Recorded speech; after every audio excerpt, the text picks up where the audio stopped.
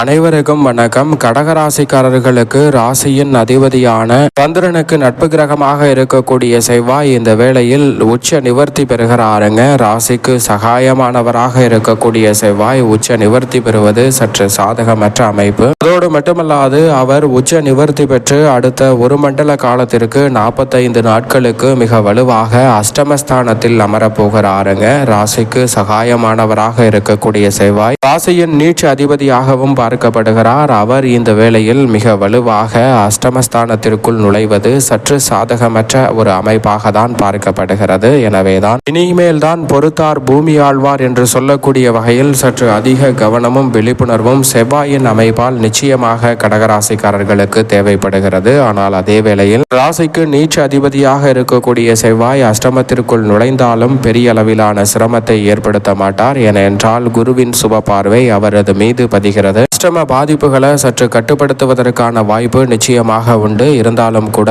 கடகராசிக்காரர்கள் சற்று கவனத்துடன் இருப்பது நல்லது. ஏனென்றால் இந்த தருணத்தில் பண வரவு மேம்படும். ஆனால் அதே வேளையில் தேவையற்ற விரயங்களை சந்திப்பதற்கான சாத்தியக்கூறுகள் உண்டு. உணர்வு பூர்வமாக சில உணர்ச்சி வசப்பட்டு சில சிக்கல்களை உருவாக்கி கொள்வதற்கான சந்தர்ப்பம் உண்டு. எனவே இந்த தருணத்தில் அதிக கவனத்துடன் இருந்தால் அவற்றை தவிர்ப்பதற்கான நல்ல வாய்ப்பு நிச்சயமாக அஷ்டமத்தில் நுழையும் செவ்வாயின் அமைப்பால் உறுதியாகவே கிடைக்கும். அதோடு மட்டுமல்லாது செவ்வாயை பொறுத்த வரைக்கும் அஷ்டமஸ்தானத்திற்குள் நுழைந்திருக்கக்கூடிய இந்த தருணத்தில் எதிர்பாராத ஆரோக்கிய தொல்லைகள் உள்ளிட்ட சில சிக்கல்கள் வருவதற்கான சூழல் உண்டு. எனவே சற்று உடல் நலம் சார்ந்த விஷயங்களிலும் உணவு பழக்க வழக்கங்களிலும் கூடுதல் கவனத்துடன் இருந்தால் அவற்றை உறுதியாகவே தவிர்க்க முடியும். அதோடு மட்டுமல்லாது பிறருக்கு பொறுப்புகளை கொடுத்துவிட்டு சற்று கவனக்குறைவாக இருப்பதை தவிர்ப்பது நல்லது. ஏனென்றால் நீங்கள் நினைத்தபடி அவர்கள் பணிகளை சிறப்பாக செய்து முடிக்க முடியாத ஒரு சூழல் ஏற்படுவதற்கான சாத்தியக்கூறுகள் உண்டு. எனவே பிறர்களை கையாளக்கூடிய விஷயங்களில் கூடுதல் கவனமும்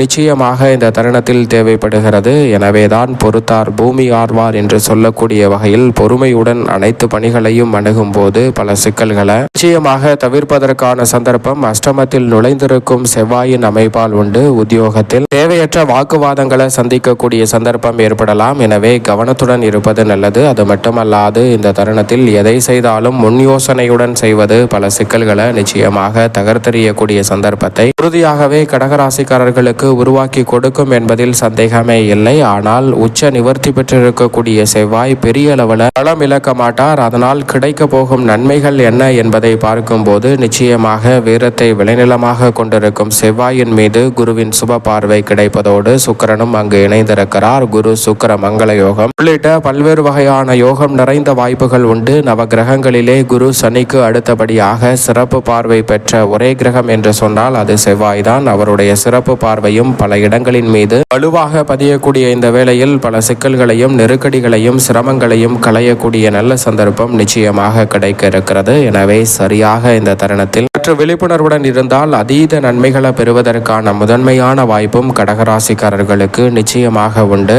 அதிலும் குறிப்பாக இந்த தருணத்தில் தன்னம்பிக்கை அதிகரிக்கும். அதிக துணிச்சலுடன் பல பணிகளை மேற்கொள்ளக்கூடிய நல்ல சந்தர்ப்பம் கிடைக்கும். போட்டிகள், பொறாமைகள், நீதிமன்ற வழக்குகள் என பல பிரச்சனைகள் இருந்தாலும் அவற்றை உறுதியாகவே திடகாத்திரமான மனநிலையுடன் எதிர்கொண்டு வெற்றி பெறுவதற்கான நல்ல சந்தர்ப்பம் நிச்சயமாக உங்களை தேடி வரக்கூடிய சந்தர்ப்பம் இந்த தருணத்தில் உண்டு. எதிரிகளை வெல்லக்கூடிய அளவிற்கு சக்தி இந்த தருணத்தில் நிச்சயமாக மேம்படும். இரட்டைத்தன்மை கொண்டவராக இருக்கக்கூடிய வித்யாகாரகரான புதன் அஷ்டமத்தில் மறைந்தாலும் கூட அவர் ராசியின் நீட்சி அதிபதியாக இருக்கிறார். எனவே இந்த தருணத்தில் பல தடை நிறைந்த விஷயங்களை நன்மை நிறைந்தவையாக மாற்றி கொடுக்க போகிறார். பூர்வ புண்ணிய அதிபதியாக திகழக்கூடிய செவ்வாய் இந்த தருணத்தில் பல புதிய அசையும் அசையா சொத்துக்களை வாங்கக்கூடிய நல்ல சந்தர்ப்பத்தையும் இந்த தருணத்தில் ஏற்படுத்தி கொடுக்க போகிறாருங்க. எனவே நீங்கள் நினைப்பதை விட இந்த தருணத்தில் புதிய சொத்துக்களை வாங்கக்கூடிய நல்ல சந்தர்ப்பமும் வாய்ப்புகளும் நிச்சயமாக உங்களை தேடி வருகிறது என்பதில் சந்தேகமே இல்லை. அது மட்டுமல்லாது எவ்வளவு தடைகள் வந்தாலும் அவற்றை திறன்பட மேற்கொள்வதற்கான நல்ல சந்தர்ப்பம் நிச்சயமாக உண்டு. அது மட்டுமல்லாது நிலம் சம்பந்தப்பட்ட விஷயங்களில் இந்த தருணத்தில் சிறப்பான மாற்றத்தை ஏற்படுத்தி கொடுக்க போகிறாருங்க.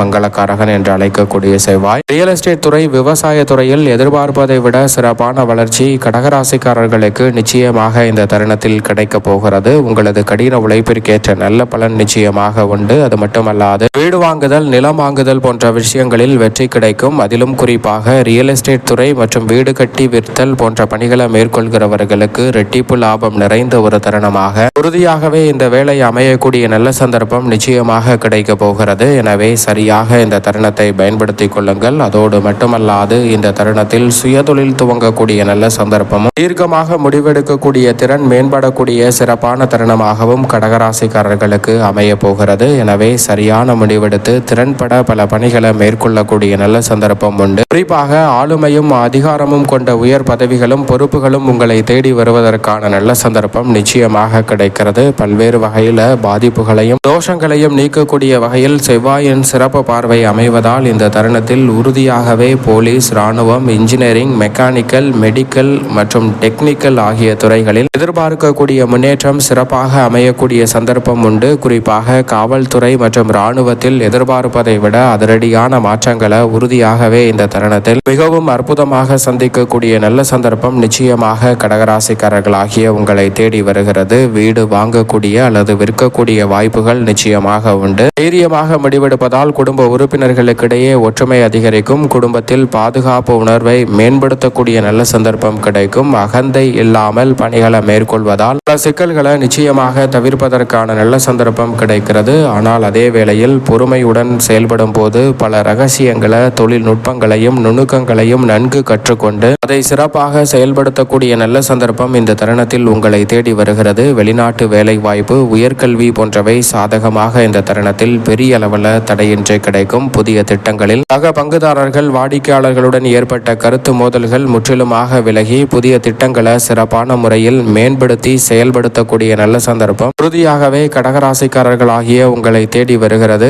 இப்படி மிக வலுவாக மங்களக்காரகன் என்று அழைக்கக்கூடிய செவ்வாய் அஷ்டமத்தில் மறையக்கூடிய வேளையில் நன்மை நிறைந்தவையாக அமையக்கூடிய இந்த சந்தர்ப்பத்தில் பாதகமற்றவையாக பார்க்கப்படுவது நிச்சயமாக அவர் அஷ்டமத்தில் மறைந்திருப்பதால் உடல் நலத்தில் அதிக கவனம் தேவை. அவசரப்பட்டு பயணங்களில் திடீர் முடிவுகளை மாற்ற வேண்டாம். கடின உழைப்பில் பலன் கிடைக்கவில்லை என்று ஆதங்கப்பட வேண்டாம். தனித்து தொழில் செய்வதை விட கூட்டு முயற்சியாக ஈடுபடுவது நல்லது. இந்த தருணத்தில் அதிக கோபம் பொசுக்கென வருவதற்கான சந்தர்ப்பம் உண்டு. எனவே கோபத்தை கட்டுப்படுத்துவது மிகவும் முக்கியமான ஒன்றாக நிச்சயமாக பார்க்கப்படுகிறது என்பதை செவ்வாய் உறுதிப்படுத்துகிறாருங்க. வீரத்தை விலைநிலமாக கொண்டிருக்கும் செவ்வாய் இந்த தருணத்தில் மற்றவர்களுடன் தேவையற்ற வாக்குவாதங்கள் ஏற்படும் போது சண்டை சச்சரவுகள் வர வாய்ப்புகள் இருக்கிறது என்பதை உணர்ந்தாலே அந்த இடத்தை விட்டு செல்லக்கூடிய நல்ல சந்தர்ப்பத்தை இந்த தருணத்தில் ஏற்படுத்தி கொடுக்க போகிறார். பயணங்கள்ல கூடுதல் கவனத்துடன் இருந்தால் பல சிரமங்களை முழுமையாக தவிர்த்து நன்மை நிறைந்தவையாக கடகராசிக்காரர்கள் நிச்சயமாக மாற்றிக்கொள்ளக்கூடிய சந்தர்ப்பம் கிடைக்கும். மேலும் சாதகமாக மாற்றிக்கொள்ள உறுதியாகவே கடகராசிக்காரர்கள் வாரத்தில் செவ்வாய்க்கிழமை விரதம் இருந்து அருகாமையில் உள்ள முருகப்பெருமான் சன்னதி சென்று தீபம் ஏற்றி வழிபாடு செய்வது ரெட்டிப்பு நன்மையையும் வளர்ச்சியையும் உங்களுடைய வாழ்வில் தடையில்லாமல் ஏற்படுத்தி கொடுக்கும் என்பதில் சந்தேகமே இல்லை. கடகராசிக்காரர்களுக்கு